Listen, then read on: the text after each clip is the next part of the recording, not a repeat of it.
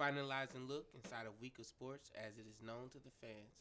All other sports shows are just buckets, but this is Game Point. Live and direct. It's Des You Connect, man. What's going on? Gamepoint Podcast. And I be that mouthy mofo out the Midwest, Ted Grams. Pops here, schooling the young fellas as usual. Well, if I recall correctly, I'm just going to jump right into this whole thing. I'm only going to say I told you so once. And, I mean, just ask me, where were your TVs? Where was you watching? What was that, Wednesday night? Thursday night? Wednesday night. Wednesday night, LeBron James, something to the tune of 37 points, 17 assists. You know, however many rebounds you need to get a triple-double these days. But the biggest number, 0 turnovers. To me, that's one of the biggest. Definitely, I'm going to say it's the best regular season game of his career. But to me, that's one of the biggest games of his career. The dominance is not what I'm excited about. I think how he was able to dominate, and to me, it was what he didn't do. And it was the 0 turnovers, like I said. That's the biggest goose egg, and that's the greatest goose egg ever put up, you know. And I just think, more importantly, is what the game symbolized for me. Like, it really is. His game is at an all-time high, and he's fine wine, man. He really is. His game is fine wine, and he's just getting better as he gets older. And I really think that a lot of his best game could very well still be in front of him at 33. He's logged the most minutes. He's the oldest 33-year-old in terms of minutes of the NBA, man. And he's playing at a crazy level. He's doing some amazing things, and it's amazing to watch. It really, really is. You know, it makes me feel better about not getting to see Jordan like that, man. I feel a little better watching this, man, because he's doing this thing in a crazy way. But it's just like I told y'all he would, though. Like I said, I only got to say that once, man. You know, I am a professional. I expect to be right at these things. But I got to acknowledge, you know, a lot was said about LeBron and, you know, his continued greatness and dominance, at least over the East for sure. And I'm telling you, it's a reason why Kevin Durant didn't want to come home. It's not because he doesn't like it there. Well, great game the other night. I think last week me and Des both said that, you know, you still got to get through LeBron. I just think Toronto's going to be a problem. I still think that. Well, they weren't a problem Wednesday night. Well, they was in the first half. What are you talking about? They ran. Well, the basketball, how many quarters is the basketball game? Did it used to be 2, Pop, back in the day? They scored 7. They dropped 72 points in that first half. Well, did it used to be 2 back in the day? Was it 79? Did it used to be 2 back in the day? Oh, 72, Des. 72 points in the first half. Yeah, scored no 79. Look, do it matter? Do they give you half a win? I got it right here. Do they give you half a win? 38 plus 41. Yeah, 79 points. Listen. Do they give you half a win for that? No, I'm just saying. I still think they're going to be a That's problem. terrible People defense. even say that you almost won. That's terrible defense by the Cavaliers in the first half. They held them to 50 points in that second half, but come on, 79 points, man. Much improved in the second half, and that's been our MO since LeBron came back. Chris, they gonna sweep them this year? We've always been a second half team. They gonna sweep them?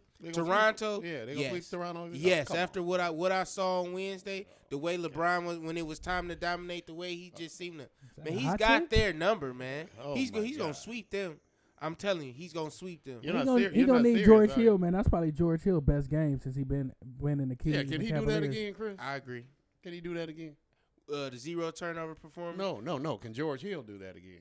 Absolutely. Oh. George, I mean, one thing I know, he's come along slow, and he's kind of he's one of the guys who we expected more from. I know Rodney Hill, he was kind of taboo for a lot of guys, a lot of Cleveland fans, but I think George Hill is one of the guys that we were kind of counting on, who he's the last to come along. And but he's a consummate pro. He's the wily old vet of our acquisitions, and I fully expect to come on. He's not just a veteran in this league, but he's a playoff veteran. You know what I'm saying? He's a guy who's familiar with these matchups. He's just as familiar with these guys as LeBron or anybody else. So, well, let's just give him the Eastern Conference Trophy now, Chris. According to you. Yeah, I got no problem with that. What was your biggest takeaway from the game, Dan? I thought the Cavs played well. Outstanding game by Bron. Ain't no question. If he can play that way without the turnovers, just outstanding. He had a great game. I think that I can't see us sweeping them. I still think they're going to be a problem. Why though? Tell me something about Toronto that made you say, watch out for this. I know they got away from it, or I noticed that in the third happened, but when so-and-so was doing this, it sure looked tough to stop. They're very good at home, and they will start that series at home, Chris. All right, Pop, you put me to sleep with this. Bron had a hell of a game, though, and he's going to be I think everybody knows it's hard to beat him 4 times in a 7-game series. I will give you that. He already told you that. Hey, but did you peep DeRozan, though, try to slide it in at the end? Like, oh, if the team up north had Bron, you know, it ain't no telling what we might be able to do. I bet not. But y'all don't have him. All right, Chris, we're gonna award them the Eastern Conference Championship right now, I guess. I mean, it's cool with me, man. I don't see the difference.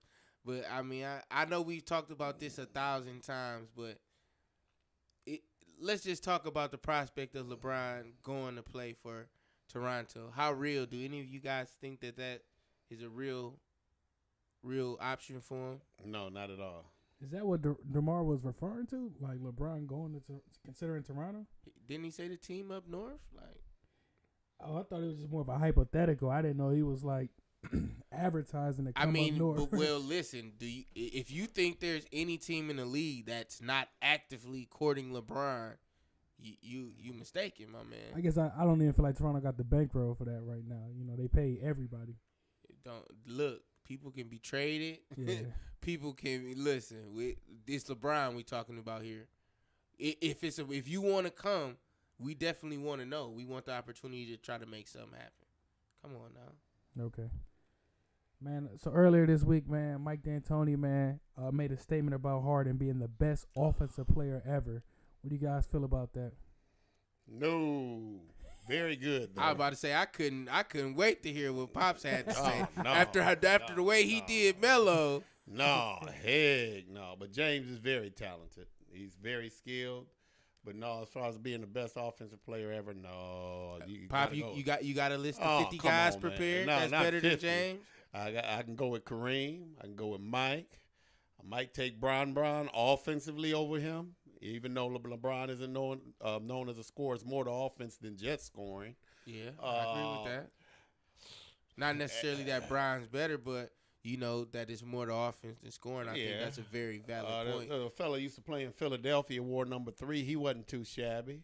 Wilt averaged 50 points a game. Say the names for the young guys. Oh, man, like, AI. I think offensively, I'm not sure Harden's better than Kobe offensively. So I could think about 6 or 7 guys I would think that were offensively. I would say Kareem.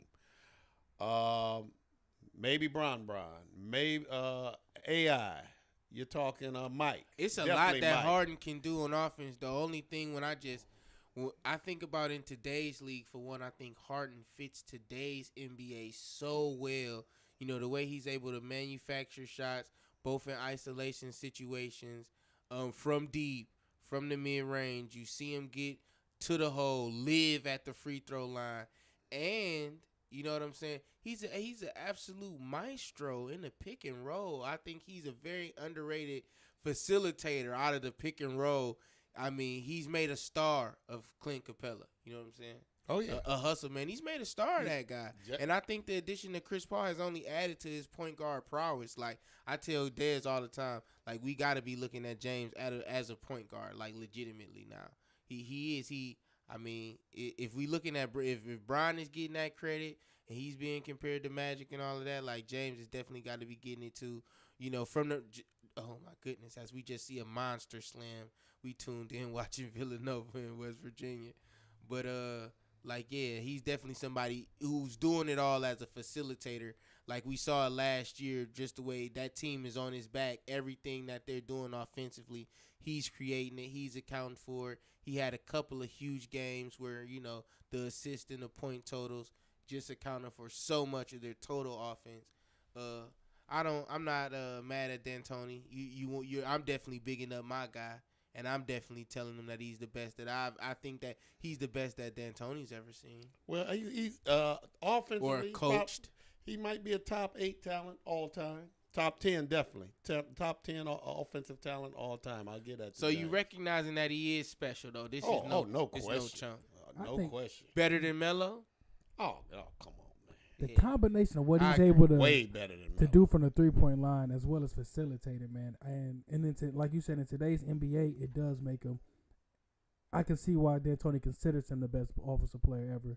I mean, he's a guy that can give you 30 and 12 easily. You know, how many points does that, account for? That's over 50 points if we go on, if his 3-point buckets made off the assists every game. Right. You know, that, and, Kobe developed a 3-pointer later in his career, and Mike was never a big 3-point player. So it's just the consistency with his 3-point. And I'm gonna attribute some of that to the errors as well, because I know, that throwback generation is thinking, well, they didn't shoot the 3-ball like Chris. that. Who do you think is offensively better, him or Kobe? At the end of the day, I'm gonna say Kobe, and to me, it's Kobe's mental approach. Kobe had and I talk to Des about this all the time. It's certain moments in any game when you're an athlete where you seize the game. To me, good players know it; they can feel it. You know what I'm saying? And you just kind of it's a time clock in your head. It's time to make plays now. If we gonna win this game, we need buckets here. You know what I'm saying? We need a bucket to finish this drought. We need to go on a run. We need to stop this guy. I need to neutralize this situation or that situation. So I think a champion and your best guy's a true killer out there. He knows when it's time to make plays. And Kobe, he just had a great feel for that. Mike, same way. They just knew when it was time to play. And LeBron, he's developed it too. They play well in spurts. It's certain moments that you must seize in the game.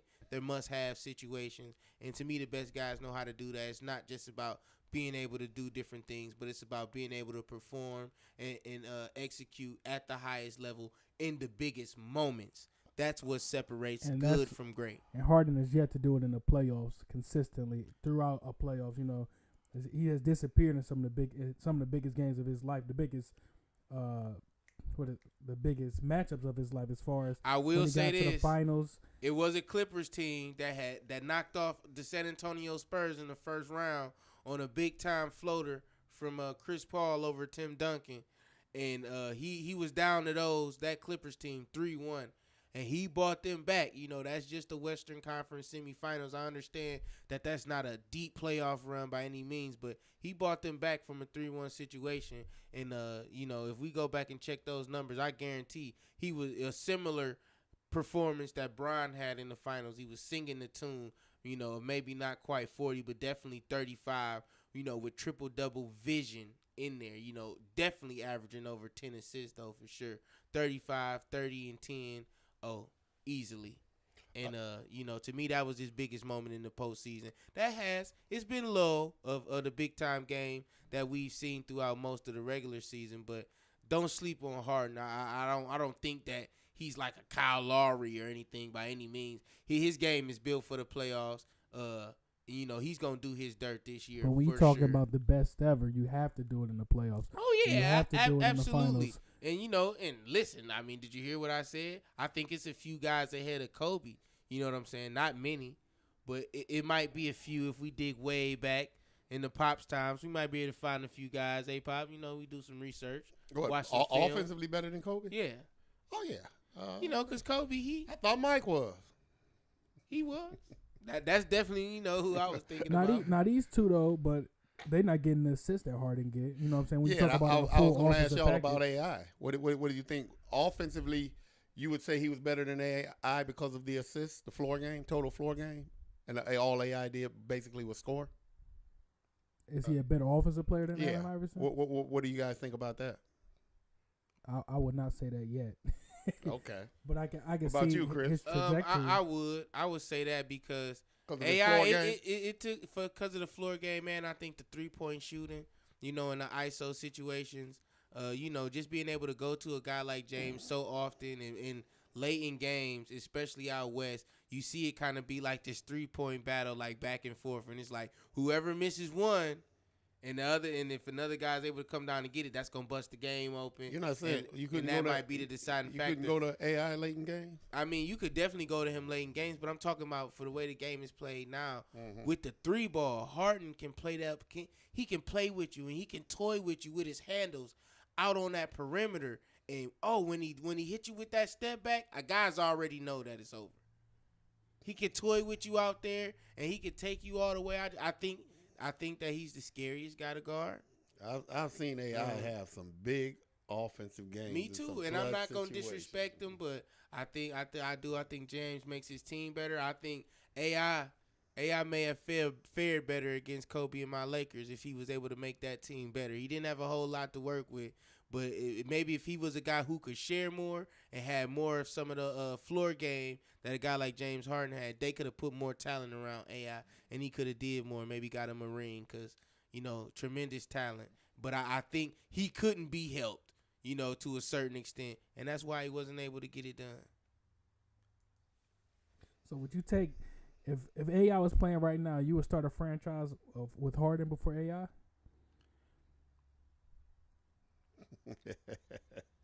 Well, that is tough there. That's a tough thing. Man, But you said, let's bring that back another week, man. I want to bring up them stats before we even talk about it, man. We're gonna look at their stats, man. We're jot that down. We're gonna AI Harden, man. Hey, if y'all email us, man, y'all let me know what y'all think too, man. At JR Productions 1958. Yeah, weigh in on anything. Yeah, man, help us out on that one. But we're gonna look at the stats first, man, and go through that. Yeah, for sure. Let's talk about some more recent players. Who would y'all rather start a franchise with today, Anthony Davis or the Greek Freak? Oh, I love playing this game. Modern GM, I love it. I'd have to go with Giannis. I think Giannis is just gonna be outstanding once he gets a better perimeter game. I just think, and he's been healthier too. That's a factor. I'm not Davis. That's a tough one though. But I think Giannis is gonna be the man in this league after LeBron. Giannis, is it my turn? Go ahead. I've given you my vote. I'm gonna go with Andy, because you talked about a perimeter game, which I think in order to be the best in this league, you talked about Giannis taking this league over and taking the mantle after LeBron. The next guy's gonna have a 3-ball. This is not gonna be optional. We got centers who can knock down the open 3 if you leave them wide open, and more of them are adding it to their game. It's not gonna be optional for the best guy in this league. The next guy to take this league over, he's gonna have a 3-ball in his game. And if you in the Pelicans basketball and you watching my man Andy, he's already put it in his game. He's a very solid 3-point shooter. A better ball handler too. Better ball handler, and like I think he's gotten better at his, like, he's just a guy, like I said, just starting to develop that killer instinct.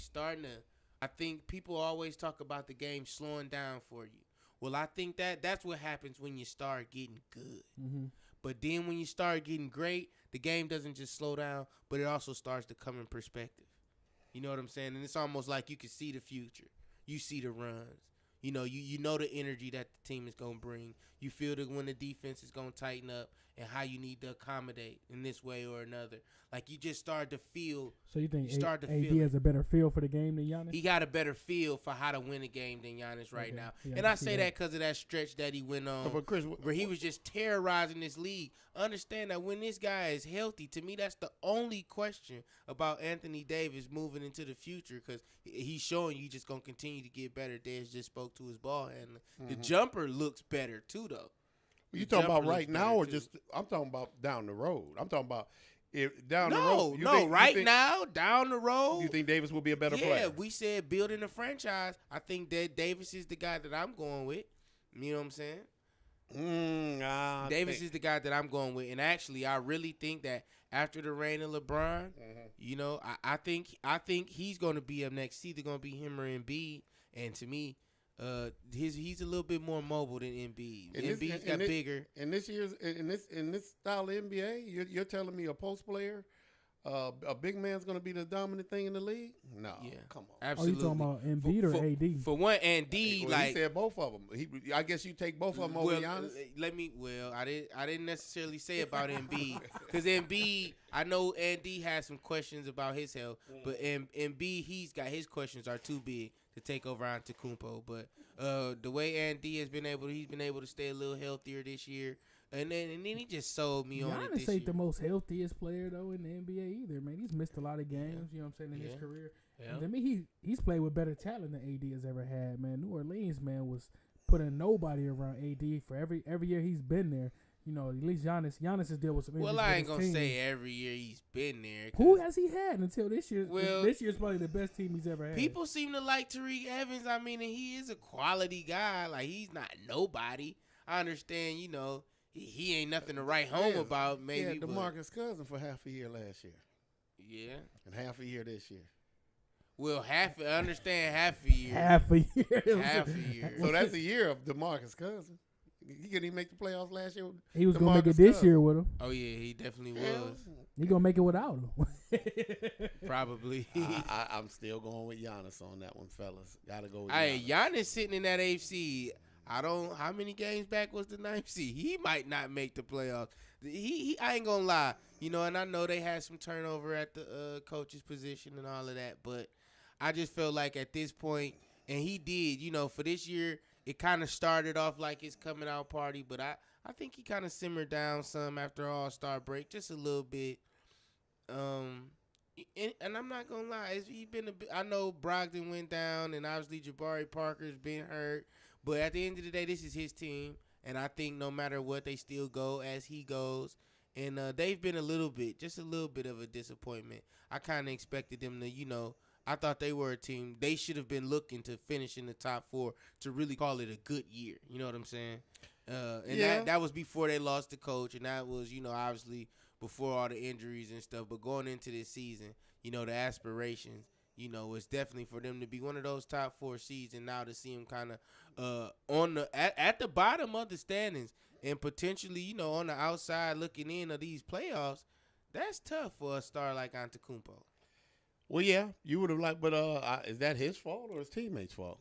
I mean, he's played listen, well. if you the best guy, you don't what? Come on, Pop. That's spoken like a guy far removed from his playing days. I'm still going with Giannis. I know Dez bringing up the what I said about what Sam Mitchell told Kevin Garnett, which is true. Right. Who getting paid to win? Giannis. Look, share that. I thought that was a great story. Dude, share that with us, Pop. Let us know what exactly. I guess the way it was told for these young guys, man. Cause the way it was told, you know, I guess Kevin Garnett was going around the locker room saying you got to do this and you got to do that, telling his teammates. This is Kevin Garnett talking to his old Timberwolves team. Yeah, telling, hey, you need to do this, you need to do that. You know, I think it was after a loss. And they said Sam Mitchell pulled him aside and said, hey, you're the highest paid player on the team.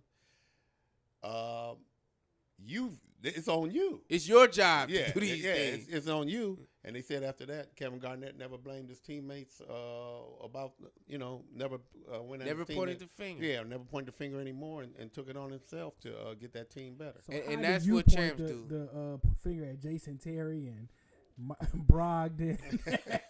I'm just right. Middleton. Everybody as great as LeBron is, he needs some help now. Everybody needs his teammates. Hey, but we're not blaming them though. It's always what LeBron didn't do. LeBron's 3-5. LeBron turned it over all these times, and he LeBron to didn't Booby do in this the corner. and then right. Not Booby missed You know the what I'm shot. saying? It's definitely LeBron's crossed the barrier. We'll see how that turns out. I'm still I think Giannis is gonna be the man in this league. I mean, they both gonna be the man in the league, but it's just who. If you had to choose right now, who would you? To me, I'm not gonna lie though. I just think Giannis, he's still quite a bit of ways away. If he's not gonna have a jumper, to me, he's a guy who can, and he's taken some steps, but he's got to be more consistent. There's no reason why he shouldn't be one of the best defenders in this league as well, with his length and foot speed. I don't think he's a bad defender. But he should be one of the best, is what I said, though. And we saw Kevin Durant make that jump when he went.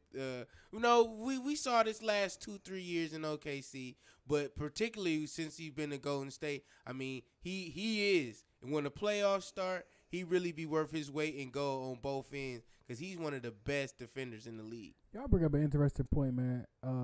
It seems like defense is not even important in the NBA anymore. Do you value the Defensive Player of the Year award?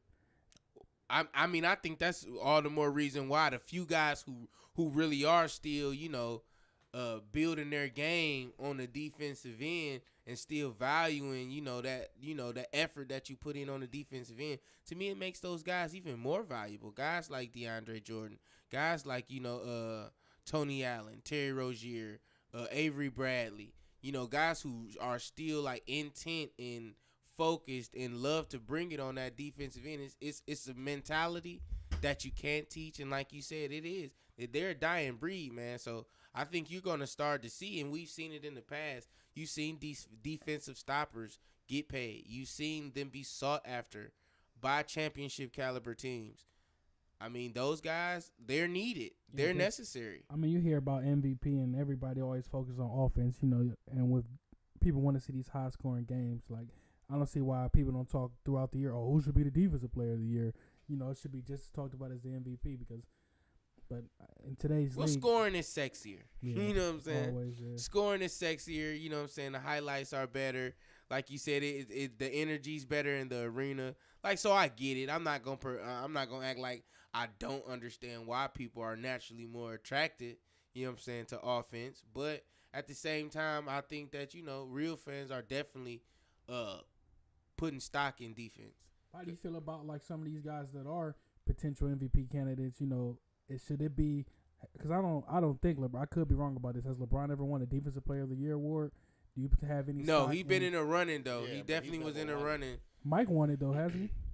I don't know. Did Mike win it 1 year? Yeah, I thought he did. Yeah. I thought Kobe was in the running 1 year. But if Mike won it, he didn't deserve it. No, I felt like Mike was like challenged by like the media and the press. Yeah, like Mike was never the best defensive player in this league. Never. If he ever won that award, he was never. He wasn't the I'm best not gonna defensive say that. player on his team. I'm not gonna say that because he was definitely. He wasn't the best defensive player on his team. I think that he was the best athlete. He wasn't the best defensive player. So, He had two and better when you the defenders best on his team. athlete, that gives you the Chris, ability Chris, to make any he type had of two play. better defenders So on after his team. that, it's Scotty an and effort Dennis. thing. Scotty and Dennis. He had two better defenders on his team. Come on, man. Well, Dennis was a perimeter guy. He was a paint guy. Hey, you was just out the womb when Mike was playing. I keep telling you that, man. You was just out the womb. I seen come fly with me. Come fly with me, man. That's what I try to Mike tell you. was never the All best of them defensive games, player on man, his team. they was recording them. He wasn't This even the the best technology, defensive player this on the his technology team. age. So he was never the best defensive player in this league. But they used to give him that. I mean, Mike wasn't a bad defender. I mean, he could defend. Man, Mike was a good defender. But you gotta understand one thing that you gotta understand is when you're required to have the type of offensive output and you got the offensive load to carry that Mike did. I mean, where you gonna get the energy from, man? At the end of the day, this is an up and down game. Nah, I never bought that. I just looked it up, man. 10 All NBA first team, 9 All Defensive first team, Who's that? 14 Mike? NBA All-Star appearances, 3 All-Star Game MVPs, 10 scoring titles, 3 steal titles, 6 Finals MVP awards, and the 1988 Know who that NBA is. Defensive Player of the Year award. Who was that? Michael Man. Jordan. So he was Come the on, man. Defensive You Player know of the the Year 6 Finals 1988. MVPs gave it away. Hey. You know the 6 Final Hey. MVPs gave him away. If Mike Stop was first playing, team Pops. defensive, how many years was he first team? 9. Oh, they just gave him that. Come on. Man, knock it off. And he in 1988 was the NBA Defensive Player of the Year. Oh, come on, man. He wasn't Hey, even man, the best defensive player on his team. But he was Mike. But So, that was you know. before Scotty, though. Wouldn't it have been? I was just about to 1988? say. That was probably before Scotty. So now what? Well, I'm just saying. He was at least the best on his team now then, right? Yeah, when Scotty and Dennis wasn't there. I'll grant you that. Hmm. I'll grant you that. So that means until it was somebody else to help relieve that load, he was willing to do that too. Man. I never That's the I epitome of never- I never greatness, saw man. that in Mike. That's I the never- epitome of greatness, and that's the definition of a winner. That's just because he was Mike, they gave him that. What? Man, you know how that goes. This is an '88. He that. That's This young, is Mike. yeah. What? Because he was This Mike, was they Birds gave it to him. League. Come on, man. That was Birds Mike League. ain't locking down nobody, man. Come on. I think you mistaken, man, but it is, and I think that's a prime example. The same way that we can sleep on LeBron's greatness now. That's why I tell people, man. It's nice to have these conversations, but at the end of the day, recognize when you watching greatness. It's okay to compare and have these good fun. But recognize greatness for what it is, man, and cherish it. I'm and not saying enjoy it. He led the league in steals 3 years. I'm not 3 saying, oh, years. come on, man. Allen Iverson used to lead the league in But steals, that's what man. that makes a but- great defensive player. That's what Yeah. defense is. He's a part of it. and that's what I'm saying. And listen. This is something else that I've been thinking about too. And it's No. a concept. Hold on, let me make this point. Go ahead. And it's a concept that's more acknowledged in football, like with corners. Oftentimes we'll say, okay, a corner, he's not a lockdown guy. He'll give some stuff up, but he's a great defensive playmaker. He know he find instances in which to gamble and come out on top. Big risk, big reward. Sure, he gets burnt sometimes. That's part of how he plays. But Follower. I mean, he can make plays on defense, and he can come up and make a difference for you with his playmaking. Allen Iverson was the same way. LeBron James, to me, is more of that kind of defensive player, even though he obviously has the potential to be a real defensive stopper. We saw it on Derrick Rose in the postseason, his MVP year. But yeah, that's the type of playmaker that Jordan was on defense. He knew when to gamble for steals. He knew when to, let you go by and poke it from behind. He was a playmaker. Sure, is he going to get burned sometimes? Absolutely. But, I mean, he knows when to gamble out there, and he knows the instances in which he can catch you slipping and make plays for his team on the other end. And for a superstar, when you talk about a superstar, that's huge when a guy's going to do that on top of everything he gives you on offense. I'm just saying. If Mike made all defensive team 9, they just gave him that, man. You might give a guy 1. But He you don't was give a Mike. guy 9 of 'Cause anything. he was MJ, man. Come Hey, on. this guy's your dad. Has he ever given you 9 anything? No, sir. Come on, man. 9 smacks upside the head. Like, come on, man. Next topic, man. Next topic. Man, let's get back into some current basketball, man. We got some injuries going on, man. We got Kyrie and Curry, who may not be able to get back to 100% before the playoffs, man. How much does this affect their teams? We had one question posed by Chris Farmer out of Houston. Does Boston? What up, Chris? Does Boston make it out of the first round with Kyrie not being 100%? I know we got some big Kyrie They'll probably fans end up in playing here. what? Miami? Miami. Yeah, they'll get by in Miami. Well, you know who's very important to that What's team, the though? timetable for waiters? Before we say that. No, I don't know. I haven't heard anything on Dion. But you know who's very important to that team? And you better hope he's back. They better hope Marcus Smart gets back. They better. I'm not. Do they saying- need thought he Marcus was- Smart for the first round? He's very important to that team. Is Jalen Brown back? Oh, he'll be back for the playoffs. Okay. I mean, with a concussion. What's wrong with him? Oh, concussion. Yeah, the concussion protocol. But if Yeah. Marcus Smart is very important to that team, especially. Oh, defensively. is this still from when he fell off the dunk? Yeah. Man, they don't have that was tough though. If they don't have Marcus Smart and they have Kyrie, Marcus Smart's very important. But I don't think Kyrie's gonna be back for the first round. I don't think so. You a doctor now? I'm not a doctor, but I mean, this is an ongoing thing at this point. Yeah. Like he's had this going on since this is an ongoing thing since we went to the finals the first time. This has been an ongoing Hey, thing. when I heard about And it, he hasn't played much all year. He's been in and out of the lineup all year. And I've made remarks to several guys around town. How is it that somehow he's playing with less help than he ever had here? But shout out to their coach just being a wizard and running a great show out there. But he playing less minutes. yeah, he's playing less minutes. Than he No ever LeBron had since his James, rookie year. no Kevin Love, and he playing less minutes than he ever has. First when I've heard about the knee, first thing I wonder if he's going to resort back to being kind of injury laden. You wonder about that. I will say just this whole little ordeal and the fact obviously he's a great talent and I hate to see him hurt. You know what I'm saying? I still love Kyrie. You know, he made history with us. He's a legend in Cleveland always. But it makes me feel better about the trade and from a business standpoint and the way it worked out for us. You know, since that guy's no longer even on our team. Or any of those guys, I don't think too much for the most part. Yeah, but it's gonna be and I wonder if he's gonna resort back to being. I would hope not, and I'm not gonna lie. Injury prone? Is that what you're trying? Yeah, like I mean, when he first came in the league, remember he used to stay hurt a lot. Yeah, I mean, wasn't it? Which year was it that he missed like the first half of the season? He didn't come back till.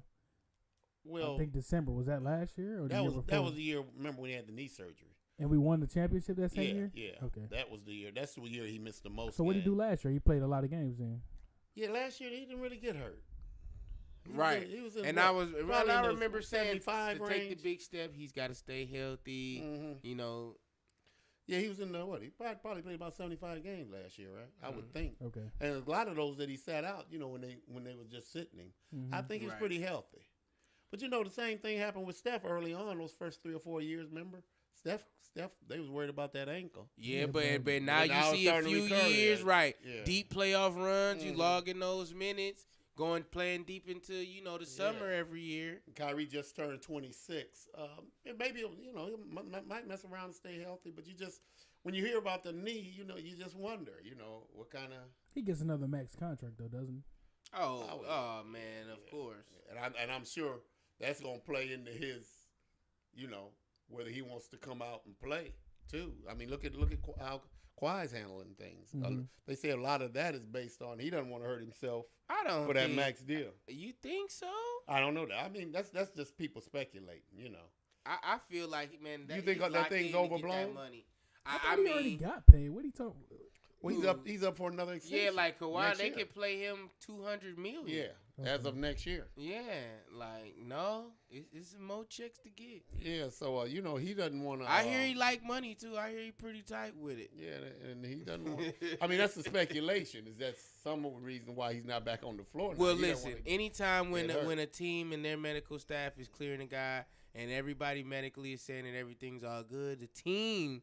Who oftentimes people feel like has the greater stock in the situation, because, I mean, Kawhi is their, he's part of their past, he is their present, and he is their future. He's one of those guys, and I think that he's a generational player with the way that he's improved and the way he's really rounded out his game.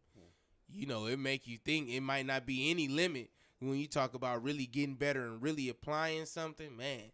It's crazy how much better he's gotten. He came in very raw, and to be polished the way he is now, you don't really see those kind of transformations in the NBA. And by the way, he could play better defense than Michael Jordan. Yeah, I think he's a generational player because of what he does on both ends of the court. And we always talking about these great talents. Guys like Kevin Durant. And all of these guys, 6'9", 6'10", and they got these 7 feet wingspans, and they can jump out the gym and then shoot the ball and move like point guards. Somebody's got to stop these guys. And Kawhi, he's like kind of like the only guy, right, who's kind of like up to the task, and he wins a lot against some of the best guys. So, man, I want to go back to that Boston Heat matchup, man. Who's a better coach between Spoelstra and the Boston coach? Brad Stevens? Yeah. No. Stevens. Yeah, what? Stevens. So y'all don't respect what Spoelstra's been able to done in his time in Miami, man? Hey. Got 2 championships, man, and he's been able to. Not the way that I respect what Brad Stevens has been able to do in Boston. But he's revitalized the Heat after losing 3 All-Stars. You know what I'm saying? 2 Hall of Famers. I'm not gonna say Chris Bosh is a Hall of Famer, but Wade and LeBron for sure, and maybe Chris Bosh. Ray Allen's a Hall of Famer. I mean, he's kept that team in contention. Spoelstra is a great coach. I ain't gonna lie. I'm not gonna put that all on Spoelstra. Right. I can't give him all the credit for that. Just how I didn't give him all the credit for the things that were able to happen in the way LeBron was able to excel in Miami. I didn't give him all the credit for that then. I think Pat Riley is somebody whose thumbprints are all over that team, and they always have been. They always will be. Anytime when you got a coach who, he's not that far removed from coaching. It wasn't that long ago that, him and Dwayne Wade and Shaq made some history down there in South Beach themselves and got some jury. So I think when you got a guy who, knows that he knows that much about, what actually happens on the court and how to deal with guys and personalities, I mean, you constantly got things trickling down. So now, Dad, I done heard you say though you thought the best LeBron we've seen was in Miami. So you just think better than this year's LeBron, Pop? A timing of age? Man, you don't think Spoelstra had anything to do with that? And Chris, me and you have had conversations about how Spoelstra continuously had LeBron in the post. But like I said, and that's why I definitely think his time in Miami definitely changed the trajectory of his career. I don't think he's the LeBron that we're seeing right now without his time in Miami, without the growth. Absolutely. And to me, it's like night and day. Like to me, he's a lot better. Like even though the jumper it was good, the jumper's like great money now. Like I want him to take certain jumpers. It's like Brian, why didn't you shoot it? Like whereas it was like no matter what, you need to always be taking it to the hole. Like especially with he's kind of had like the Shaq effect on the league to where he's not getting as many foul calls. I want to see him shoot. Don't you older now. And you got more game to lean on. You don't have to bully your way to the hole and give up so much of your body all the time. A little more finesse in the game. He's got the way that boy fade away, it was so pretty. It's so pretty. He really do. He remind me of like them old school guys because he can really actually back people down. There's not many forwards left in the game who can really physically back people down the way LeBron can, play with his back to the basket, the no-look pass, bounce pass. Oh, it's good money. He is. To me, he's probably the best post player in the league. I still thought that second and third year in Miami, I thought he was. I thought LeBron was his best I thought he hasn't done those regulars. Remember when he used to? How many games did we win with the Cavs when you're like 66? He's not doing that here. What is we gonna finish with 50 something wins? Mm-hmm. But it's different. It's different now because for one, like I said, he was younger. Now he playing for the playoffs, man. What don't y'all understand switched up about? His style like he had Wade and all them to lean on all season. Like so, no. You think he's better now? His mindset is totally different now. Who's better at basketball at 33 than they are at 28, Chris? LeBron James. But like Jordan I said, didn't get his first ring till 30. How old was he when he got his first ring? Mike had to be 7 years in. Mike was probably when he played it. Mike had to be about 28 because he was 7 years in. I thought he got most of them in his 30s though. Most of the rings. Yeah, well he did. Well, he got at least 3 of them in his 30s, maybe 4. Well, he went on 3 back to back. So. Yeah. So he was 28 to 31. Yeah, he was his 7th year in. It took him 7 years. I think he probably came in the league at 20, 21 because he played 3 years at North Carolina. Mm-hmm. So Mike was probably 28 when he won that first ring, I would guess. I mean, so and you don't think Mike was better when he went on that second run than he was on the first run? No.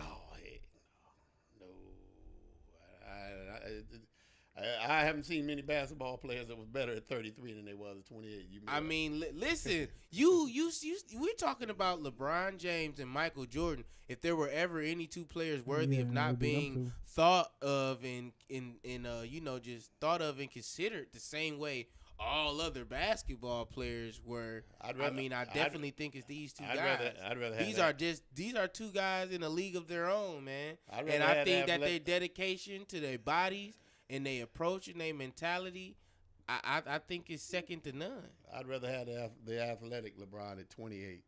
So when I have him, so neither one of y'all respect LeBron when he was first in Cleveland. Oh yeah, he was bad then too. LeBron always been bad. Oh yeah, he was great, and like I said, that athleticism, those plays that you would see, I just think he just got that better and back, better, man. It's hard for me to believe that he's better now than he was 5 years ago. I think the most fun ain't that LeBron hard for was me when to he was believe. his first year in here, man. He was amazing to watch, man. As far as just the But a athletic lot of that stuff. was because he was so young. Yeah, that's why I like the youthful LeBron. Like He's a much smarter player now. I'm the wild plays. Yeah. But to me, that's the only thing that young Brian has to offer compared to this new Brian. And he still has the wild plays. Like, man, when he slammered on old in dude, Portland. oh my God. Man, that brought my house down. Man, but he done did that on Tim Duncan back in the day. Yeah. Oh, I remember that. I remember that. The Damon Jones, the Tim still trying to get that Jason smell off Terry. his lip. He be, what is that? What is that? Man, y'all want That's an interesting question, Diz. That's because he seems to think he's better now. I think course he he'll say thinks that, he's though. playing the best Man, basketball. oh my! But the proof is in the. If you really look at the numbers, I think that the proof is in the pudding. What is And is his he field goal certainly percentage passes higher? the eye test, does he not? Just answer me that. Does he pass the eye test for you, I just Pop? prefer the more athletic guy. Why though? And didn't he shoot like 60% in What? Miami? He got different things when he at each different place, man. He was like young LeBron, obviously the athletic, gift that he had is compares bar to none. Nobody was athletic as young LeBron. Then he went to the Heat, and you seen a more efficient LeBron. Like 1 year he was shooting like 60 or 59% from the field, man. Oh, he doing that here though. He did that last year. He's doing it this year.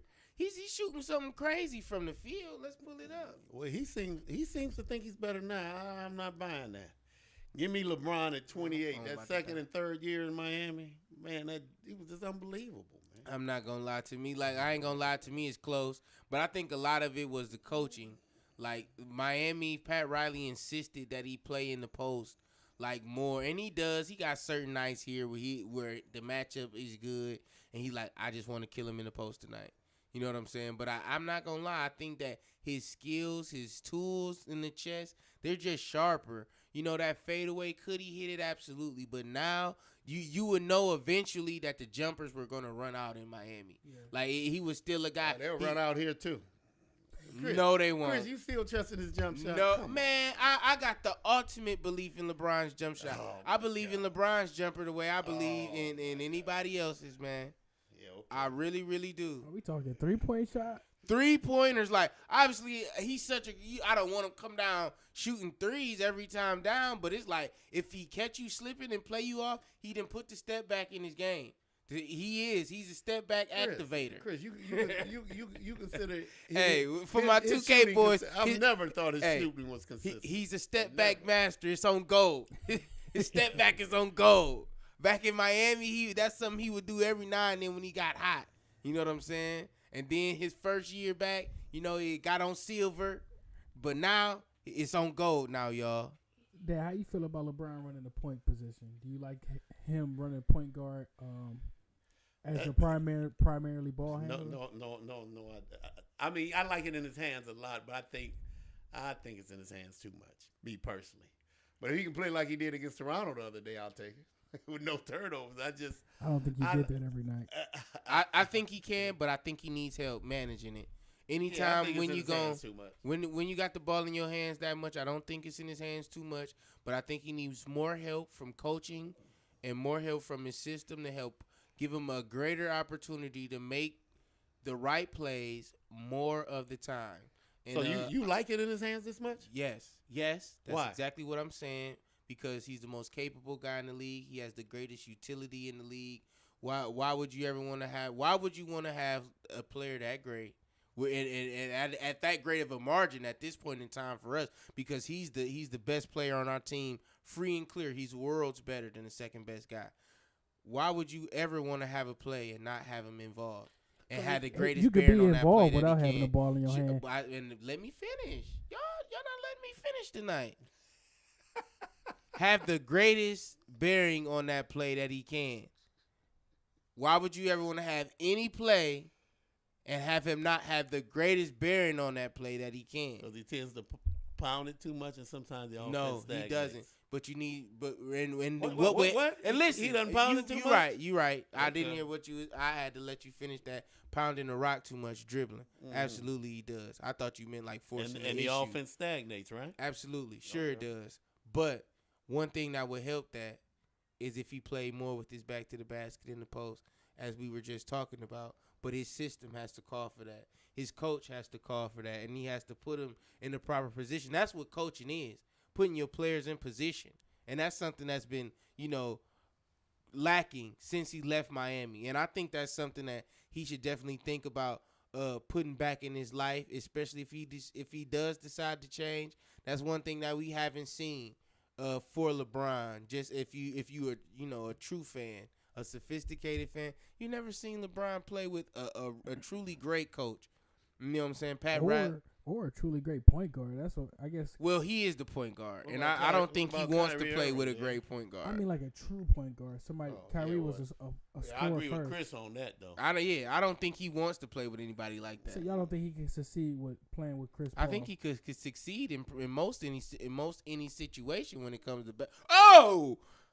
I ain't even see it. These young boys want a piece tonight. I always thought it would be interesting how they would work together, but if Chris can play with James, I guess he can play with LeBron. I guess that's what I was thinking. You've seen them two, kind of figure it out. I don't see why Chris Paul and LeBron can. But one thing is, James, he can go into this mode where he's like a spot up shooter, man. If you've been watching Houston, he could go to these modes where he just catch and shoot. Well, Chris is finding. You said LeBron is is just as good of a shooter as some of these guys. But it worked with Kyrie. I mean, well, Kyrie wasn't the pure point guard that Chris was, but.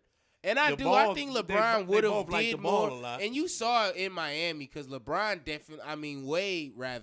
definitely was a guy who was on ball a lot in Miami. Mm-hmm. But he's a capable playmaker. Yeah. Like he's a top tier playmaker at the shooting guard position. Yeah, he's a top tier playmaker, and you saw LeBron with the alley oops and they did some special stuff. To me, it was Kyrie who failed LeBron in that aspect.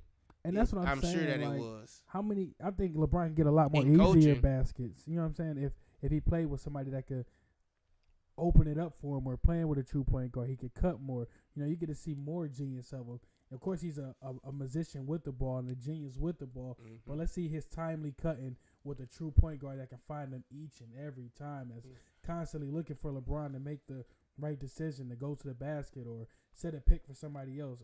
That's what you don't get to see from LeBron with him in the ball in his hand. You don't get to see his genius without the ball. There's so many things you could do without the ball in your hand that can help a team win a game. I do, but I don't think you need I think there are a lot of capable point guards in the league who LeBron could work with in tandem and make some of those plays. Not going to get all of them, but you could definitely get some of them. And I think, but like I said, once again, a lot of that is about the position that you put your players in. And a lot of that is coaching, man. And I don't want to keep putting it on coaching, but it is, to me, Miami said it all because the way he played was just different. It was a reason why.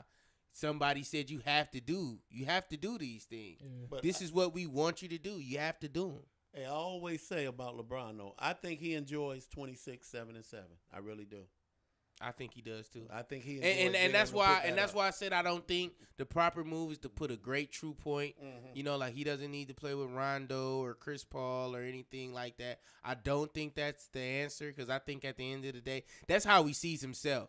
Like LeBron really does. He wants to be a point guard, and he is. He's like every other big guy who could dribble it and pass it. He wants to do it. He enjoys that 27, 7 to 7, 26, 7 to 7 every year. And that's his stat line to get. Have to be in his hands. That's his stat line to get. He deserves it. He's not gonna. And I do, but like I said, and I think at the end of the day, what's LeBron's greatest attribute? I think we can all agree is what. I like the fact that he can get his team to the finals. Well, I'm talking about as far as like what he can do with his game. It's his passing, right? His facilitation. Well, all around, yeah. Getting to the bucket, getting to the getting to the bucket. Oh, he's so good at everything. He does. He good, yeah, he is. But I ain't gonna lie. I always feel like people like he make everybody around him so better. Like that's been his claim as a superstar. Mm-hmm. That's what make him so much. That's what makes him better than Jordan, right? To everybody who's into that, he's got a better all-around game. He make people better around him. I mean, to me, that's what I've heard, and I ain't gonna lie. I seen a little compilation of LeBron's no-look passes. Man, listen, LeBron got some crazy passes he done made, especially this all them passes through the legs. Like, man, LeBron done did a lot of special stuff, man, passing that rock. Like, it's a lot of people that can do good things, going to the hoop and dunk on people and all of that good stuff. It's been some guys who can get some man ones and all of that, but I mean, it's only been a few guys that I've seen in my generation. I didn't get to see a bunch of magic, but I mean, Chris Paul is the only other guy who can do the things with the ball, just ball skill that LeBron James, anything close. Hey, would he? Let me ask you this, and I think I brought this up before. Suppose he's been playing for Popovich all these years. Mm-hmm. Would he still? His game would have changed a little bit, wouldn't you think? Absolutely. Okay. I he wouldn't think, handle I think as much, he would right? Be, I think he still would handle it because LeBron is a guy you got to give him a lot of what he wants. Mm-hmm. So he would still handle it a lot, but I think he would. I don't think he would play as many minutes though. Like it would be a lot of things that would change, but I think ultimately he would trim the fat and make him a more efficient player. Mm-hmm. Even more efficient than he is now. Yeah. Yes, sir. I can't even imagine him and Tim Duncan playing together for all those years. So that would have my goodness. That would have been ugly for the league. That would have been past ugly.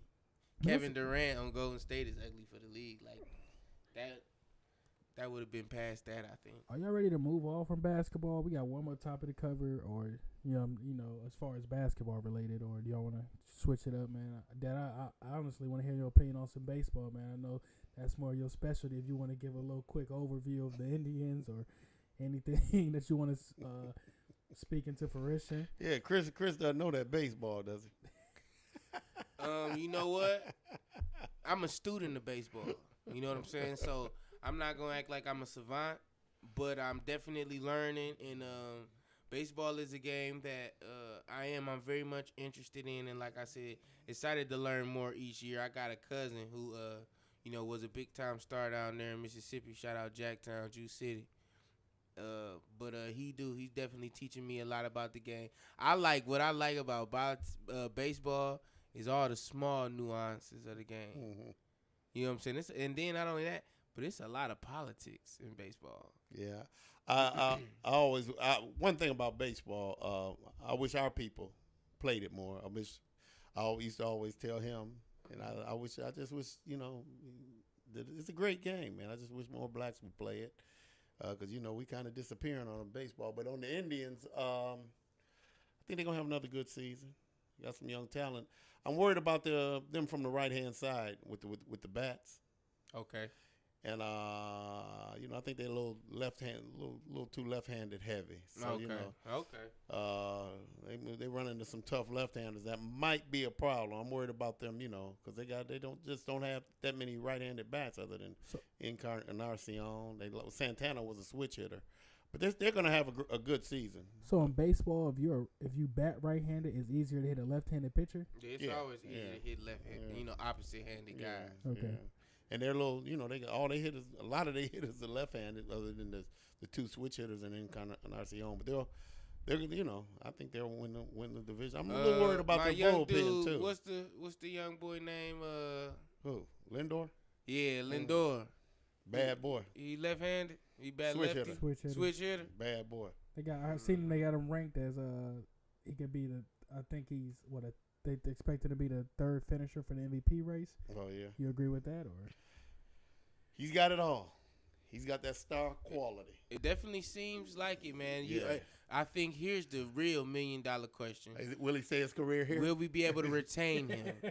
that I don't know, because I think they've approached him about some contracts early on, and he's kind of resistant. He know what time it is. Yeah, he don't want to get locked My whole up thing and though underpaid. is in baseball, you know what time it is though. Give him the money. Yeah, so it's that type of sport. But I don't know if he might get too good and too big for this market. I hope we can keep him his whole career, but that's going to be very that's why we got to offer the money early. Well, they have. But no, I'm talking about the big money. Yeah, see, that's going to be. They don't want to, because I know they ain't trying to put him right on that top tier because he's so young. Yeah, but it's going to be very interesting to see how that plays out, because I think he seems like a guy that has resisted so far, and then I think he knows his value. He knows his value. So it's going to be very interesting to see. But they're going to have a good season. And they got probably the best manager in baseball. So they'll be right there. And they got the pitching. Hey, they say that pitching is some of the biggest. So do we got a shot at the World Series again? Oh yeah, no question, but it's gonna be tough. Houston is good. The Yankees are good. But and they gonna spend that money. That Houston team, is scary, Yankees man. didn't already spent that money. Yeah. I was about to say, you see they say probably the first, the lineup for the first game, Aaron Judge going to bat first, and then Giancarlo Stanton going to bat in that 2-hole. What do you think about that? You know? I don't know about it, putting them two boys up front. Man. They did it already. You know that, right? Well, I don't know exactly. They didn't hit him like that in the preseason, I mean, already. Yeah, I don't know if that's going to work out. They say that's what they're going to do through the left hand, to the left-handed pitchers. That's what they're going to do. Just the lefties. Oh, just the lefties? Just the lefties. But that's boys 1 and 2? Yep. That's supposed to be the plan. And then what's the other guy who's pretty good? They're going to bat him at the end of the lineup, I guess, since he don't do so good against the lefties. Oh, yeah? Yeah. He's at the bottom of it. But I was just actually checking that out earlier. Yeah, but man, that Houston team, they loaded too, man. It's gonna be tough. I think Houston is for real. Well, let me ask you this, because you seem like you're a pretty avid fan of baseball. Is it anything that they can do to speed up that game and make it more watchable to the millennials? You know, we got them bad attention spans. See, I'm not into. I can watch baseball all day, so it doesn't have to be sped up for me. But for the younger people, I don't know. Well, that's what's gonna kill the sport ultimately. Yeah. And they seem to know that. They trying to address it. They trying what they can do. And I guess there are a number of things they can do. I think a lot of it's on the players. Hey, not stepping out the box every time you get a chance and all that. They definitely resisting though. Did you hear what the dude? It was the dude from the Astros. I think they were talking about the plate visits. Mm-hmm. He was what is he? He's the catcher, and he like, if my pitcher. If I need to talk to him, then I'm talking to him, and I wish somebody would tell me. I said, pace of the game doesn't bother me, but I guess you young people, it does bother. So I ain't gonna lie, it does seem to get a little. It's just like, okay, now come on. Yeah. Well, why aren't the stars in baseball as big as you see in other sports, man? Where I don't even know if we see them on commercials enough as we see in football and basketball. They don't market well in baseball. I mean, that's a league issue. You got to do better because that's what people fall in love with. You fall in love with players. You fall in love with Curry. You fall in love with Brady. You fall in love with LeBron. Like, what MLB players everybody fall in love with? I guess Judge. Well, Jeter was huge now. But that's not today. Jeter's retired. Jeter is retired. Rodriguez is retired. Played in New York, too. Bonds is retired. I mean, these are the biggest things. Mike Trout, though. Everybody know who Mike Trout is. Yeah, but Dez is right. He doesn't have a star. No, I agree with him. I do agree with power of a LeBron or even a Steph, Yeah. And if you see Mike Trout, you might not even recognize him, man. Now, listen, let me ask you this. Do you think on the endorsement side, those athletes are tougher to lure? Like if you a company who looking to, have a baseball guy endorse you, do you feel like they're tougher to lure because they make so much money? So it's like, we can't offer him like, $20 million. That's not a lot of money to him. He got a $260 million contract. You know what I'm saying? So do you think it's easier to maybe lure a basketball guy to sell your cereal or sell your yogurt? Because I guess I don't know. He's in a different tax bracket. So I think if you offer anything extra, these millionaires, they take $50,000. It takes time. It takes time though. I mean, what's another $1 million? Yeah, I'll take that. Especially if it's something that you enjoy. They ain't gonna give it to you for free. Maybe you got obligations. It's stipulations. It's gonna take time. Turn down the money. Like it's not enough money to market it. It's not enough money. I don't want to do it. No, I don't see that. No. I just don't think that baseball markets the players. In fact, they've admitted that they don't market the players like they should. And why not though? Because it seems like more money for them at the end of the day. Yeah, I don't. They've just that's something they've. So just poor handling of their own business, poor handling of their own product. And the thing is, that boy Bagley is a beast, though. Their basketball players are, like the LeBrons and the Stephs. They're more popular, and I think it's all marketing. A lot of it's marketing.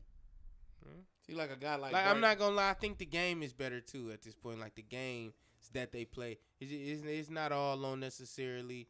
I think the leagues it's some on them. But I think basketball is a more exciting game than baseball at this point. Question. Ain't no question. But I think if I was a MLB owner, man, I would make the in-game experience, just as fun as, or I guess more fun than being at an NBA game or an NFL football game. You know, like that would be my goal. Like, hey, y'all, let's go to the baseball game, man. It's fun, man. You know, they do all these other things, and I feel like that's where they need to start at, and then eventually, like, oh, so it's something to feel some of that downtime. Yeah. But you know, I don't That's a know. thought. You really can't fix that on TV because you got commercials and things. But you know, make the in game experience more fun and pack the. And that's something that I think they try to talk about too. Cause I mean, I know you grew up in that area back when the ball game. You know, take me out to a ball game. That was like, you know, that was like a baby Disney World trip. You know, or at least for people with story franchises. You know, I know the Cincinnati Reds, obviously, historical franchise in Ohio. Did you get to see any of those teams, Papa? Want to say anything? Well, yeah, about but that? you know they weren't on TV when I was growing up. They weren't on TV as much as they do now. Radio though, right? Yeah, it wasn't. Well, I didn't. I just listened to the Indians. But you know, back when I was coming up, it was just a game of the week. But now, When was the real good Cincinnati Reds team? When oh was yeah, that was the mid '70s. Okay, Early '70s, mid '70s. Mm-hmm. You know, with Pete Rose and Joe Pete Morgan Rose. and all them boys. Yeah, they were real good. I mean, real good. Why don't y'all think the inner city is big on baseball? Is it because we don't see? Ain't nowhere to play. Oh, it's always somewhere to play. Man, I'm talking about. Listen, it's different. If we got places where we could go play on turf in our neighborhoods, if you grew up in our area, and places where you could go play on real hardwood basketball court with glass backboards, or you could go, play any bounce in the street. This, that, and the third. You steady calling motion every 5-10 minutes. Motion. Well, what about You know what I'm saying? Did video games hurt too? Y'all didn't play that much basketball, did y'all? I Nah, know. we did. Listen, we played a Yeah, lot we of played a basketball. lot of basketball. Waking up early in the morning all summer. Outdoor, indoor, after Man, school. Yeah. Anytime So you y'all can. played basketball all day. And I wasn't a hooper, and I played a lot of And basketball. we gotta think. We had the rec center though here, so we was. Yeah. You could beat. But I feel like, cats, in Cleveland, it's recs, it's places to play. Yeah. Okay. Inner city, Do high the kids still play on the playgrounds? Today, I ain't been up to the can't be there. playgrounds. Yeah, I can't talk about the kids. I today. can't imagine that. Okay, they when y'all don't was go. coming up, Yeah. you talking about Yeah. was that play? So you mean to tell me that playground up there by the rec and Yeah, like when, was packed especially all when the we was time? at Heskey. Yes. Yes. Yes, absolutely. Like, and I'm it was packed to the point to where you would go up there by yourself, like looking to play like a full game, but you just going by yourself though. Like, oh, I know it's somebody when I up say at packed, the courts. I'm talking about Yeah. 20, 30 kids up there. I'm talking about 100 kids Yeah, I between definitely the didn't- basketball courts and the playground. I'm talking about Mhm. 100 kids. Yeah, easy. Waiting to play ball. Yeah. No, I said between the Yeah, just playground. like we just talking about outside. No, I'm talking about out there on the playground. Oh yeah. How many kids was up there? Was y'all running both courts Yes. and winners on both courts You didn't definitely had seen times like that. all day long? In the summertime, it's gonna Sundays, it's gonna have a yeah, it's gonna have a Sundays. run. I ain't gonna necessarily, but it's gonna have a run. It's gonna be some hours where it's Up definitely there behind the gonna- rec. Yeah, Yes. yeah. But we was playing indoor. Now you would definitely see indoor. Yes. Yeah, going 50, crazy. 50 deep, and not just kids from our city, kids from other Okay, cities. and from what age? From what ages? All ages. Yeah. No, I'm saying from y'all's ages. Was this from 11 to 17, 18? Yeah. I never got the feeling that. Every time I did, talking about y'all was going to play some football somewhere. We play football. Yeah, too. we Y'all played never- football too. Y'all never played pickup baseball? We We did. have, Hey, we but few played and more far pickup between, football than I think a lot of that stadium up there made us play a lot of pickup football though. But y'all I had have- I fields played up a there. lot Y'all of had pickup baseball football. fields up I there. think it's more challenging almost to get the baseball game going. Because you know, need so many people. Yeah. You know You know, what to I'm get What saying? else you need? I mean, positions. you need football. And you football. need bats, you need gloves. Well, for football, you could, you used to Go play games like 3-on-3? Moss. Yeah. Like just, we need a quarterback and wide receiver in a corner. Let's have fun. Let's see if I can moss you. Exactly. With baseball, you like, man, I need the person at first, second, third, fourth, outfield. And not to mention that, you could just So video with games didn't football, hurt? you could just divide the teams even. I mean, One video dude games be the is fun. quarterback, and I didn't or 7-on-7. That's 6 receivers. You know what I'm saying? Mhm. Or if I didn't play games where it's two linemen on one rusher. I didn't play it a couple different ways. You know what I'm saying? where you could definitely work it out where you can have you a nice little playing experience. Yeah, but I think we use a lot of great athletes that don't play baseball, man. That's sad to me. I just feel like like a lot of your friends' dad and like uncles dad, Uncle Gary and everybody, Uncle James, they all like baseball, and I don't see that with us, and I never understood it, and y'all all love it. Like y'all love it like we love basketball, and I don't know why. And like I do, I think it's the way you take in sports. You got to think now the way that we watch sports. We watch most of our sports on our phone or on our TV, and it's stuff coming at us quick. Did y'all even watch baseball? No. The point I did watch the Indians. I watched them in the playoffs. No, in the World Series. Y'all was kids, those great '90s teams. Y'all was basically babies. But I watched Lofton and Bell and all those guys. Yeah. But y'all was kids. Yeah, Tommy. Man, to this day, it's still a picture of Albert Bell up in my grandmother's living room. And I remember he like in the Indians, it's like a team picture. He got the Indians hat on the jersey and everything. I used to be like, who is that, grandma? He in our family? No, that's Albert Bell, though. So he a baller. You know what I'm saying? So that's just a funny thing that you said that name. I definitely remembered that. I definitely remembered that name and remember that face because it's still hanging up. But no, I really just think it is. Like at the end of the day, it's tough to fall in love with a game that you don't watch, and the way that we take sports in. Baseball, it is. I just don't think it appeals to the millennials, and in this area, and the way that we just consume things, our media, our entertainment. Like it's just not quick enough. It's not fast enough. Mm-hmm. It really is. It's like it seems old. Like it seems like a dinosaur way of like sports. Like it's the dinosaur sports. So when y'all played it, y'all didn't enjoy it? And that's the crazy thing. I never played baseball, and some people they be like, oh, "What? You never t-ball or?" No, and I regret it. No little league. No little league for me. No nothing. Pickup baseball. No pickup baseball. Nothing. I've enjoyed baseball when I played. Yeah. I imagine I would enjoy it. You know what I'm saying? But it's something like it was an opportunity. I'm not gonna say it wasn't afforded to me, but and I didn't even feel a loss until I got older. Do you watch it now? No, not really. I'm not gonna lie though. Like I said, 2 years ago, you didn't watch it. Well, yeah, I watched us in the World Series, but I even watched some of the World Series last year. I did enjoy it. Okay. But like I said, it's moments. Yeah. I like the last couple innings. You know what I'm saying? So when you got a great player in town like a Francisco Lindor, you don't enjoy watching him do his thing? And I do. I do. But like I said, to get to see him do his thing, sometimes those moments are so few, far in between. But I'm a sports guy and I'm an ESPN guy, and I love gyms. Like baseball highlights, I love them. I don't know why, and maybe it is because it lets you see why baseball is it really is a cool sport. It's a raw sport, and I like it so much because it's a different kind of athleticism.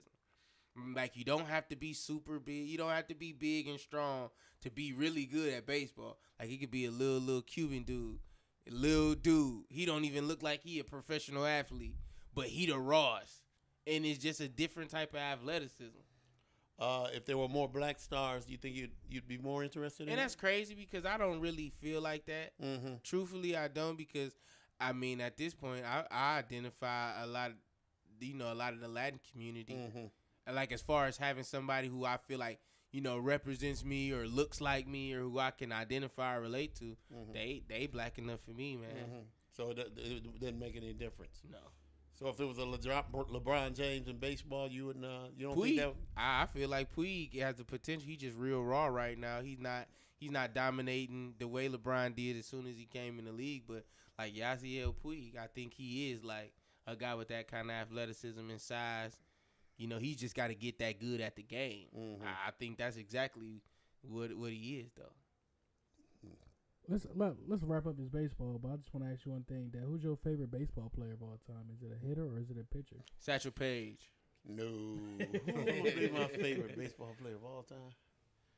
Might be Hammering Hank. No, probably King Griffey Jr. King Griffey, hey, that ain't bad. I would think. Bo? I would think it would be King Griffey Jr. I like those Indians guys. I like Bell. I like Ramirez. I like all them boys. What about Bonds? You like Bonds? Nah, I didn't like. I thought Bonds cheated. That kind of. Hey, Bonds did a lot of dirt before young Bonds was a bad boy. Bad, but I think probably my all-time favorite.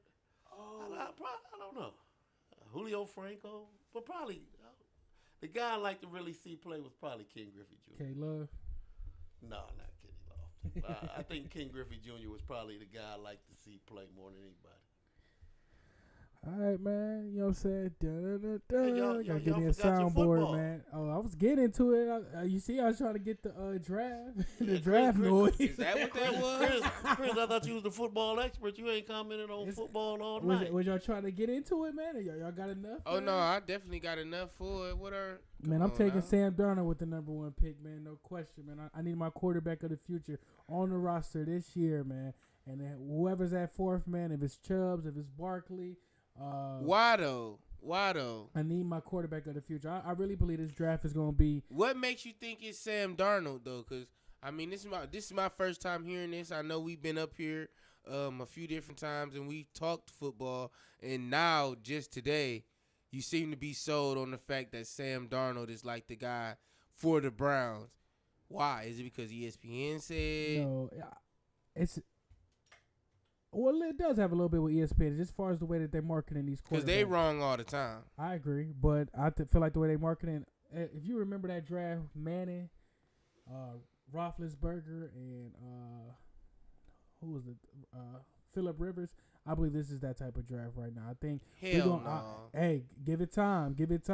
I think last year was that type of draft. I think we're gonna get 3 last caliber year quarterbacks. Was that type of draft. This I'm year's saying not. it now. We're gonna get 3 caliber quarterbacks. And the crazy part is, until this time, last year was that type of draft. Ooh, cause Goff, Wentz. That's not last year, man. You talking Watson, Mahomes. Wentz was a rookie too, so Wentz and Watson in. That's Wentz second year. It was Wentz and Goff played 2 years ago. That was 2 years ago. Okay. Well, Goff. We got Garrett first. Goff with that 2 years ago was that type of draft. But that's just 2 quarterbacks. Who else was in that draft? I mean, you Wentz. I said and 3. Goff. It was 3 quarterbacks in that one draft. Well, yeah, it's gonna be another. It's a Phillip Rivers in there somewhere. Don't worry about it. He's coming. He's coming. Man, Don't worry about it. And I just believe Darnold, man. We're gonna sit him a year. I hope we can sit him a year. No, I'm not taking a number 1 pick with a dude I gotta sit a year. You don't understand. You don't understand what the number 1 overall pick is meant for. Then you don't understand its true value. We said Goff. No, listen. And he turned out just fine. Man. First of all, we signed Rodgers. Come on, man. You can sit the quarterback. I'm not. Listen, you missed it. I'm not saying you can't sit a quarterback. I'm saying you don't take a guy that you got to sit with the number 1 pick. None of those guys that you just mentioned, none of them were the number overall pick. Goff was the number 1 pick. How long did he sit? 1 year. No. Just no. No what? No.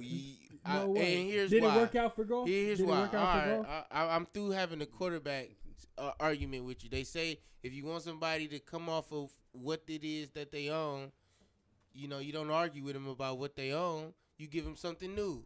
And I got 2 words: Saquon Barkley. He's a generational player. I think he's got a big play. No. I don't think.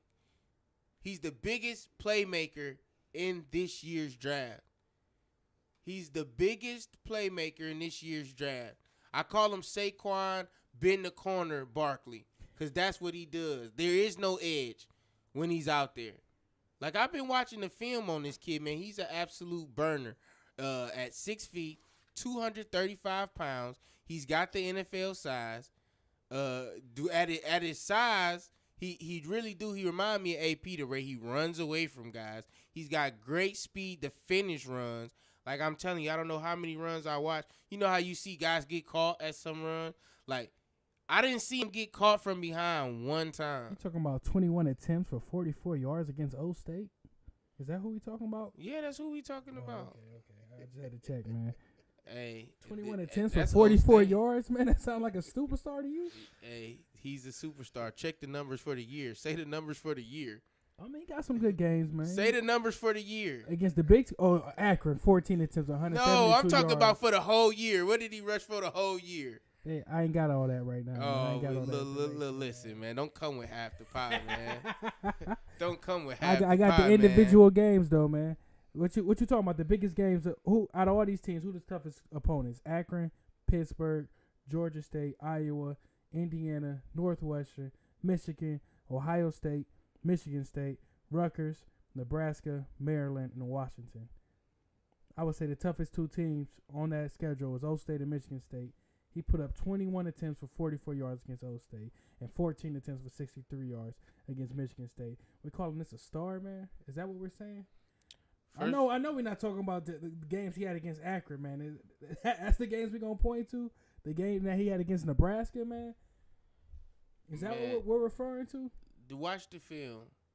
Watch the film, and that's all you got to do is watch the film. What you got to know is football is a team sport. It's a lot more that equates into a guy's success than, necessarily the numbers or what he did against this team and that team. But this is a guy, when you watch the film, and like real football fans know, it's all about being able to create situations and mismatches.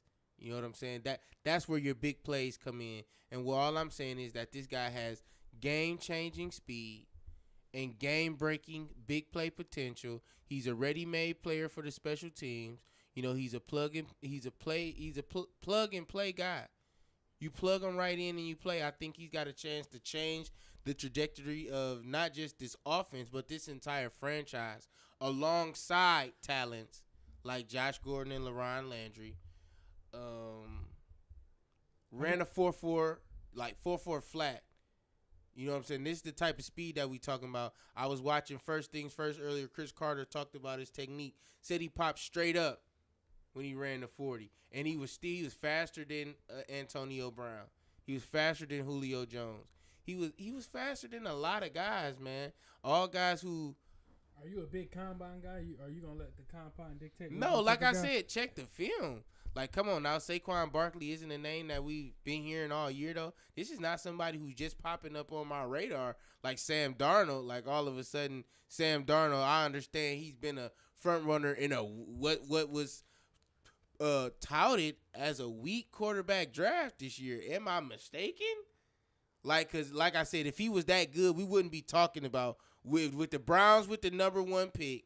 If any of these guys were that good, nobody else would even be talked about with us holding the number one pick, because everybody knows our need for quarterback is dire and notorious. So the fact that we're talking about Chubbs, we're talking about Saquon, that lets you know that none of these guys are that surefire pick, and there are no sure things, but there is no Andrew Luck. There's no guy that you just kind of see coming. You know what I'm saying? This all of these guys, they're just like all the other picks the Brown make. A ring and a prayer. And not to mention that, but I think we got to take into account our situation as a franchise. We're not the best at evaluating the quarterback position. We haven't won at this position It is, but I'm just saying. And then not only that, but how many times do you want to spend these quarterback picks for these guys that you got to develop? For a guy that I can develop, I can take him with the fourth pick. I don't have to take him with the number one. With the number one, I need as close to a sure thing I can get, and I think that's Saquon Barkley. His upside is the greatest with his skill set. And cause come on now, we talking about a guy, and then you talking about rushing. Check the numbers on the receiving end. He's a big-time receiver as well. You don't know what he did against O State? Yeah. Tell me the numbers on the receiving side against O State. Man, I can pull that up for you, man, real fast. I'm going to check out, fellas, while y'all debate this football. All right, I'm man. just trying to tell you, he had every down back, man. That's all I'm saying. At O State, man, he had 4 receptions for 23 yards. 4 receptions for 23 yards. Like I say, it's just the productivity, man. Now, that's a guy that they was working him down to the bone. You know what I'm saying? Mm-hmm. They working him down to the bone. He a utility guy. I'm just trying to let the Cleveland people know he a value pick at number one. He's somebody who's gonna be able to hold the weight of a number one overall pick. You're gonna be able to get that immediate impact from him on special teams in the pass game. I mean, we can let Duke Johnson go, put him out there potentially. He's a valuable asset to us that could go to the trading block because he's that good in the passing game. He's going to be better than a guy like Duke Johnson. I think he's going to be better than anybody that we've had in a while in the run game. He's that big time of a playmaker. Like, it's just time. We were an offense void of playmakers. Are you ready to move on from Duke Johnson then? I think that we could. I think he's a lukewarm talent here in Cleveland. He's somebody that we've seen enough from him to understand what he's not. And he's not a game breaker. You know what I'm saying? He's athletic the way guys are athletic in the NFL. You know what I'm saying? And not only that, but he's not an every down back. Yeah. He's a third down guy. And he's had some injury problems, but I just don't see saying we talking about a guy number who's one. Man, Barkley, he's built for the league. Wouldn't that be something that the Browns would do, man? We ain't seen it in 30 years a running back get picked number one overall. Now you trying to say that the Browns should pick number one? But it makes sense though because I don't know if you've noticed, but Le'Veon Bell and these guys, they're turning the tide, and the running backs they're gonna make a surge back. The value of the running back is gonna start to go up, especially how many rings because Le'Veon Bell got on his hand, man? Oh, okay, right. And that's what I was just about to say. Especially as we see this last generation of quarterbacks start to be ushered out of the league with Peyton Manning retiring, Tom Brady getting older with each day. Not necessarily slowing down any, but definitely getting older though. Eventually, these guys are going to have to retire. They can't play for forever. And I don't see a slew of those type of guys, of anybody who's shown that they ready to have that type of longevity at that high of a level at the quarterback position. We're seeing these young guys turn into these type of guys. Man, with Goff and Wentz being a start. Man, we seeing young guys show some things. But, I mean, none of those guys are anywhere near Peyton Manning or Tom Brady or Ben Roethlisberger. So like they're light years like away from that era. I'm not saying that. Okay. But what I'm saying is there are no ask around the NFL.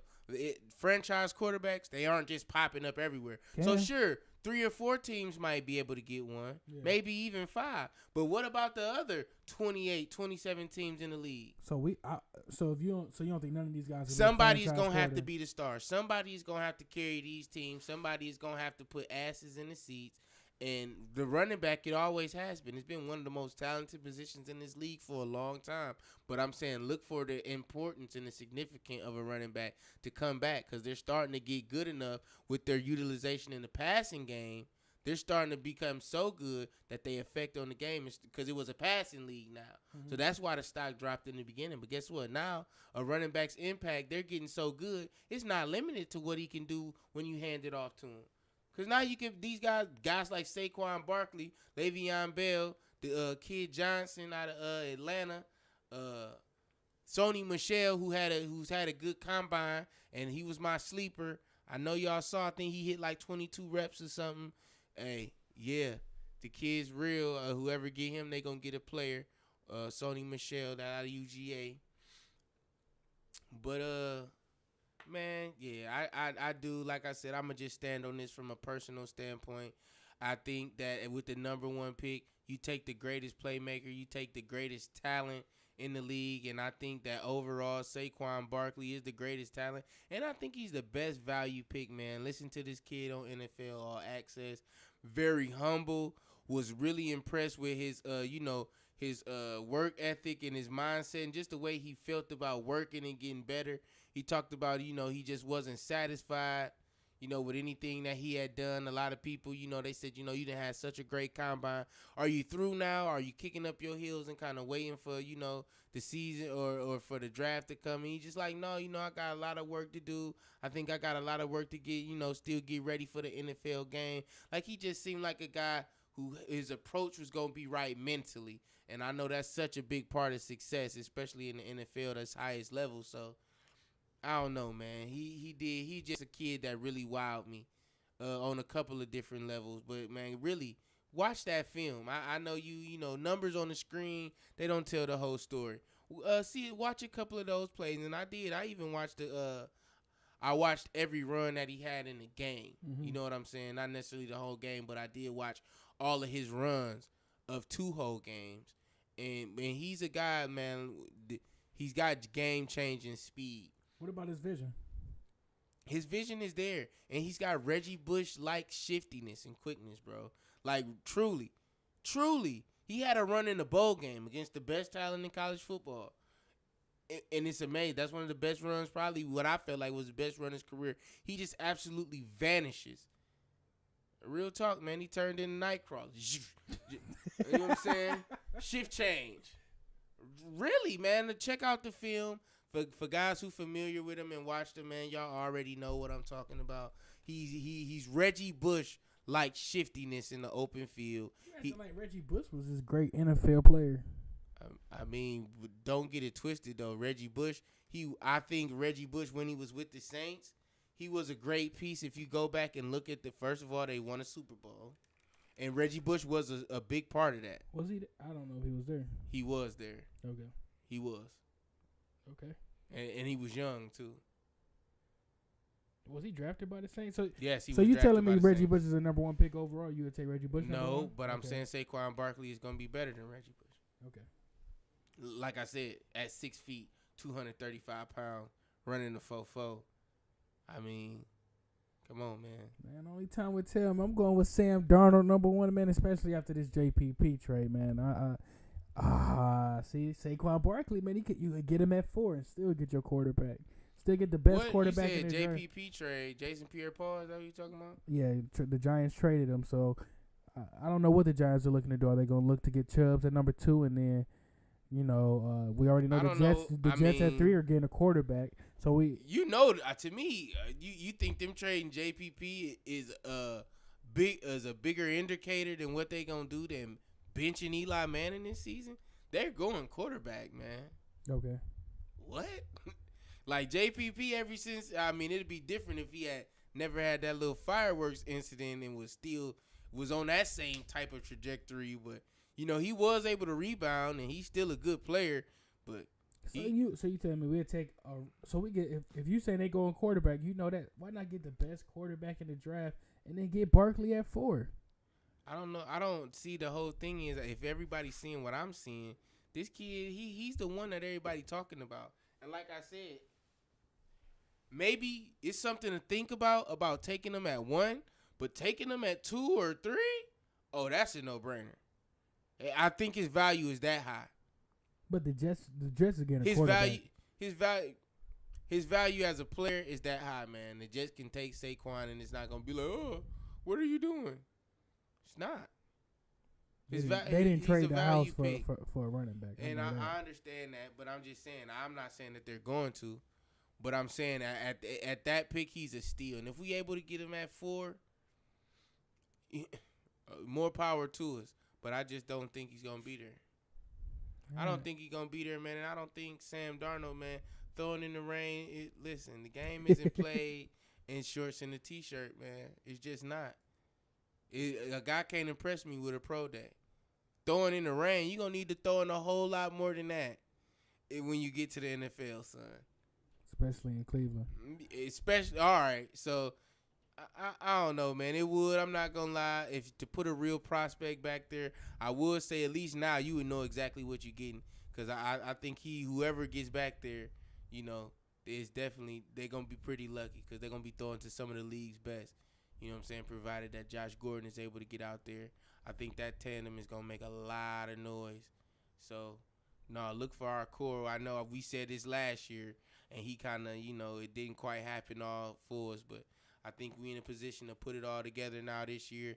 I think Josh is in a healthier mind state. He was able to finally get back out there. So I look for that to, keep going. And we're going to do some big things. But, yeah, you know what I'm saying? Once again, this is Gamepoint Podcast. And that's a wrap.